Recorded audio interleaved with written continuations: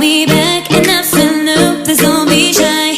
Hi guys! Welcome back to my channel. So for today's video, I will share one of the beauty secrets na ginagawa ko sa aking sarili. At ito ay yung paggamit na facial vacuum cleaner. Actually, in-order ko siya sa Lazada and it's 600 pesos. And gusto kong itry kasi, actually guys, isi-share ko sa inyo, marami akong blackheads sa aking skin and whiteheads. So, medyo oily yung aking skin, kaya prone ako and very open yung aking pores. Kaya gusto ko siyang matry sa aking sarili. Actually, ginagawa rin to sa mga facial center na makikita nyo sa mga malls. Part to ng kanilang service. Syempre guys, kailangan better to consult din your dermatologist kung pwede pa sa inyo itong product na ito or itong tools na to sa pagpapaganda. But for me, I just wanna share kung ano ito. So this is a vacuum cleaner and facial vacuum cleaner. Actually guys, alam ko yung iba sa inyo nakita na to online. And ito po ay isang simpleng equipment lang para sa pag-suck ng mga dirt sa ating face.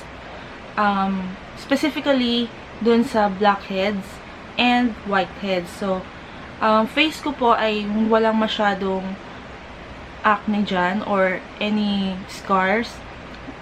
Simple lang ako magkaroon ng pimples. So, ayan, like now, meron akong pimples dito kasi nagka-menstruation po ako. Kaya, yan yung natural na nangyayari sa akin yan kapag before or malapit na akong magka-menstruation. So, nagkakaroon ako ng mga pimples.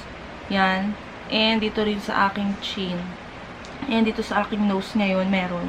So, guys, may advice ko sa inyo sa pimple, kapag alam nyo na medyo ma-red siya, huwag nyo nang galawin. Hayaan nyo lang siyang matuyo. Pero may ginagamit kasi ako para mas mabilis siyang matuyo, which is yung the Calmoseptine. So, it's 36 pesos lang sa sachet. Mabibili nyo siya sa mga drugstore. Yun. So, may cooling effect siya, kaya mas mabilis siyang matuyo. For example, nilagay nyo siya sa inyong forehead. Share ko lang to sa inyo, guys, ha. Lagay nyo siya sa gabi. Pag gising nyo sa umaga, medyo tuyo na yung inyong pimple. So, ang very important doon, para hindi siya mag-leave ng scar, is don't prick your pimple. Hayaan nyo lang siyang matuyo at huwag nyo siyang kukut-kutin. Huwag nyo gagalawin using your fingers. So, kasi yung kamay natin is, syempre meron yung mga dirt na hindi naman natin nakikita. So, huwag na lang natin galawin yung nakalagay sa ating face na mga pimples. So, yun yung advice ko. Let's now move on sa ating facial vacuum cleaner. So, this is a facial vacuum cleaner. Ayan yung kanyang itsura. Meron siya ditong button. And meron din siyang, I don't know kung ano ang purpose nitong nasa likod na to. I think this is the battery. Siguro nandito yung battery nung tools na ito. And meron siyang 4 types ng pang-suction or yung cup. Each cup, meron siyang mga holes na ganito. So, let's see or let's check the catalog. Yan. So, this is the probe introduction daw for 4 replaceable working head. So, sila yung mga 4 na head ng ating facial vacuum cleaner. And first is the microcrystal skin, the crystal light probe of the artificial crystal particles.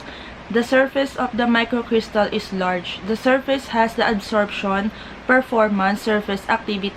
In the case of no damage to the skin, better to skin massage to achieve the effect of the skin. Let's see. Ito yung kanyang itsura. Meron siyang, alam nyo guys, yung parang panliha. Ayun. Ganun yung itsura niya na medyo makintab. At bronze yung color ng kanyang hole. And yung second is round hole suction head. Suction. So, open close parenthesis, suction. Round hole suction head. So, ito yung round hole. Yung pinakamalaki na hole. The big hole suction head has the characteristics of strong suction, grease, dust, mainly black. Kung ano yung sinasabi niya dito, residues, cosmetics residues. So, yung mga makeup daw sa ating face, nasasak daw niya yun. Weak and thin skin with caution. So, ibig sabihin, kung sensitive yung iyong skin or manipis, please medyo mag-ingat ng pressure or kasi very sensitive na yung skin mo, so madaling magre-react kasi sinasak na yung skin. Much better guys kung i-consult nyo sa dermatologist yung itong tools na to before kayo gumamit kasi syempre skin yung ating gagalawin, mas doble ingat tayo kapag sensitive yung ating skin. So wag basta-basta gagamit ng mga tools na hindi naman kayo aware kung ano to. So yun, so better i-consult sa mga professional bago tayo gumamit ng ganito. So sa akin, nasubukan ko na siya. So hindi naman siya ganun ka-harsh, but normally kasi ang skin ko is nagre-react siya talaga. Mabilis siyang mag-react kahit na yung, for example, kurutin mo lang, mamumula na agad siya. And medyo kutkutin mo lang yung aking earlobe, yung sa tenga ko, namumula na talaga. So normal na sa akin skin na ganun yung reaction. So natry ko na ito. Medyo naglilib nga ng redness. So don't worry, it's okay naman. And move on na tayo dun sa next, yung pang third na cup na pang suction, small round hole suction head. So sabi dito, suction is weak. So this is the small round suction hole head. Mas maliit yung kanyang butas. Yan guys, nakikita nyo. Sabi dito, small round hole probe suction is weak, fragile.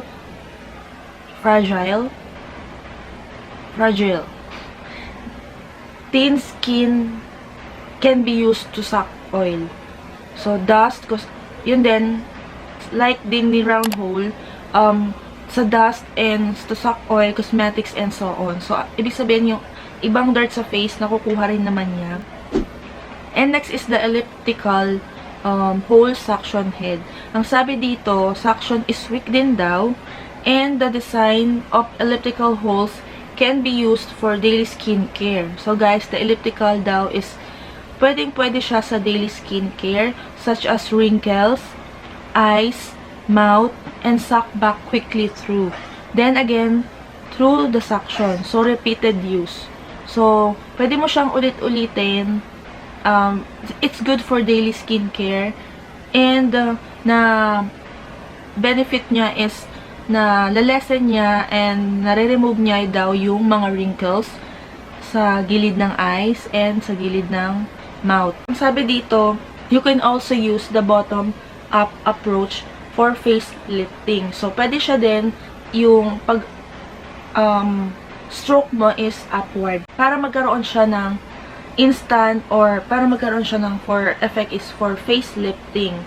So let's start dun muna tayo sa microcrystal na suction hole. So ito nga pala guys yung ating pinaka facial vacuum cleaner or cleanser. Meron siyang button dito. So dito meron siyang color indicator. So kapag nag-red ito, ibig sabihin charging siya. Actually guys, meron siyang USB cord and meron siyang ganitong plug. Yan. So, hindi ko pa natanggal yung plastic, andyan pa rin. So, ito yung charger niya. So, ito yung sa bottom niya, meron siya ditong lagayan ng USB. So, isusuksok mo lang siya, ganyan. Ayan. So, ito-charge mo na siya. So, yung indicator niya dito, kapag red, yun na yung sign na yun na nag-charge siya. And, kapag naman green, ibig sabihin full na siya. So, tapos pag in-on nyo siya, kapag blue na rito, ibig sabihin working. So, naka-on na. So, tignan natin. So, ayan yung color blue. So, meaning naka-on na siya. So, meron siyang 5 na adjustment ng speed or nung lakas nung pagsak. So, ito yung number 1. So, let's try muna dito sa microcrystal.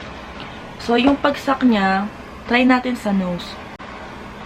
Guys, medyo amoy kuryente siya kapag tinapat mo sa nose. Ganyan yung o yan guys, nakita nyo? Yung sinak niya yung sa nose ko, namula agad. So, ganun yung aking skin. So, mild lang yung pagsak niya. So, nakikita nyo ba guys yung aking skin? Konting sak lang, namumula na agad. So, ganun yung klase ng skin ko. Mabilis mag-react. Konting galaw mo lang dyan, pula na agad. So, yun yung number 1. So, yung number 2, eto siya. So, mas maririnig nyo yung sound ng number 2, mas malakas. So, ito naman yung sa number 3. Mas malakas yung number 3. And ito yung pang 4. Mas todo na yung pagsak. And number 5. Yan. So, yun na yung pinaka-todo niya na speed para magsak yung hole. So, pang last, off. And, removable siya. Pwede mo tanggalin. So, makikita mo, meron siyang rubber dito para ma-adjust or ma-fit yung mga cups. And sa loob, merong foam. Meron siyang foam na filter. Yan. So, makikita nyo, may foam. Doon mo makikita yung dirt. Doon papasok yung dirt nung makukuha dun sa iyong face. So, next naman natin yung elliptical. Kapag hindi okay, iikot nyo lang kasi nag-a-adjust yung rubber sa loob.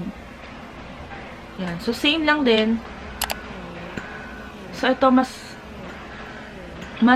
smooth yung pagsak niya compared dun sa microcrystal. Kay microcrystal, mararamdaman mo yung roughness ng mismong crystal.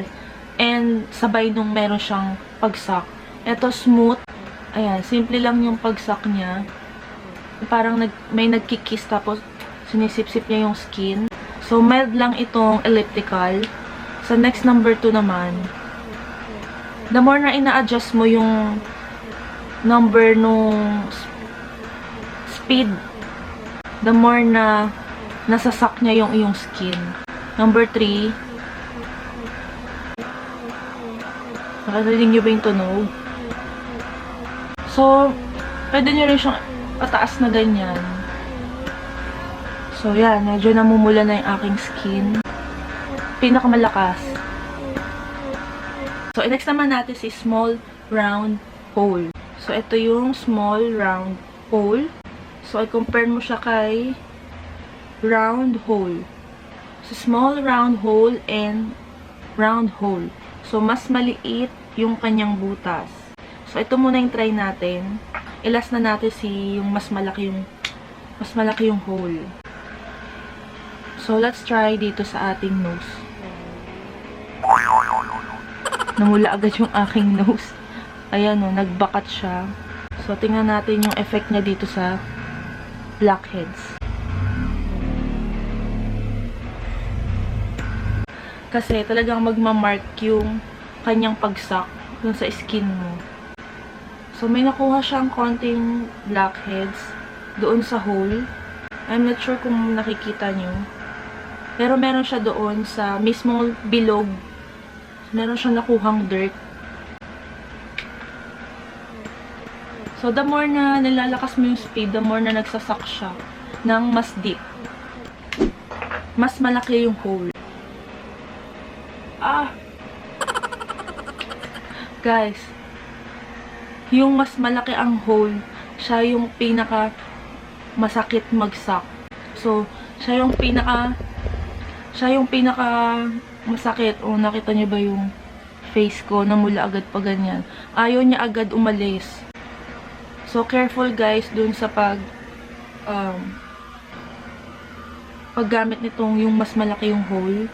So, ito yung pinaka hindi ko masyadong nagagamit pa. Kasi ang usual na ginagamit ko talaga is yung elliptical. So, first time ko pa lang itong na-try. Kasi elliptical lang siya kasi micro crystal yung lagi kong nagagamit. Kasi si micro crystal, nakakatanggal siya ng dead skin. At si elliptical, medyo elongated yung pagsak niya. At hindi buo yung surface niya, kaya ganun smooth lang yung pagsak niya. Unlike dito kay round hole, yung malaking hole, sobra siyang magsak guys. Kaya hindi ko pa siya nagagamit. Ngayon ko pa lang siya na-try. So, yun yung 4 na suction cups natin dito sa facial vacuum cleaner. So, yun yung pangangalaga ko sa aking skin. I use this guys once every 2 months or once every 3 months. Kasi very mabubugbog. Kasi guys, mabubugbog yung skin nyo kung lagi kayong magaganito. And syempre nga pala guys, yung sa mga babae na low blood and may menstruation, wag nyo tong gagawin kasi maglilib talaga sila ng mark at medyo matagal-tagal siya mawawala kapag ginamit nyo yung ganitong equipment or ganitong tools. Kaya tinatanong sa mga facial center na, ma'am, meron ba kayo menstruation? If meron, bawal pong i-prick yung face and bawal galawin. Nagkikis-kis yung skin kaya naglilib siya ng mark. So, ang kagandahan niya, nakiklean niya yung skin mo. And syempre yung disadvantage niya is naglilib siya ng mark and medyo masakit. So, tiis-tiis ganda tayo guys. So, yun yung aking ma-share for today. And yun yung equipment at yun yung effect ni facial vacuum cleaner. Sa box niya, walang nakalagay kung saan made ito. Wala akong makita kung saan gawa o saan galing na country. But ito yung kanyang box. CW666 Beauty Skin Care Specialist daw siya. So, ayan yung 4 cups. Ito yung kanyang box. So, ayan. Sa likod, ganyan. And, meron siyang isang kasamang catalog or instructions para ma-familiarize kayo sa product or dun sa tools and the charger, USB, cord, and the plug. I don't use it more often. Para sa akin hindi siya importante na gamitin siya everyday. Kasi yung skin ko naman, hindi naman ganun kalala na puro acne. Gusto ko lang talagang tanggalin yung aking mga blackheads kasi yun yung laging nagkakaroon sa akin, especially dito sa aking nose area. So, palagi dyan maraming blackheads kasi open yung pores ko and medyo oily. So, that's it for today, guys. And thank you for watching. Hope you like this video. And give it a thumbs up kung nagustuhan nyo. And i-share nyo sa mga amigas or mga friends nyo na mahilig mag-alaga ng skin. And hope I shared some good for you sa inyong pagpapaganda sa inyong skin, sa pangangalaga. And see you on my next video. And don't forget to subscribe on my channel, JLiAbad. And so, follow nyo ako sa aking FB page and Instagram and Twitter. It's at abadjulie88. So, thank you for watching. Bye! Whenever I saw you, you saw me back and I fell in love. Please don't be shy.